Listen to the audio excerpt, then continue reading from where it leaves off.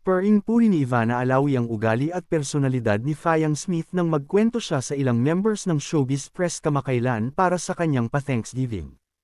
Talaga raw nag-enjoy si Ivana sa vlog collab nila ni Fayang at umaasa rin siya na mabigyan sila ng pagkakataon na magkasama sa isang acting project. Sa isang panayam, nahingan si Fayang ng reaksyon sa magagandang salita na ibinigay ni Ivana patungkol sa kanya. Dumaan po siya sa feed ko and sobrang na-touch po ako. Sobrang na-overwhelm po ako kasi nag-iisang Ivana Alawi, sinabi na ako yung favorite niya.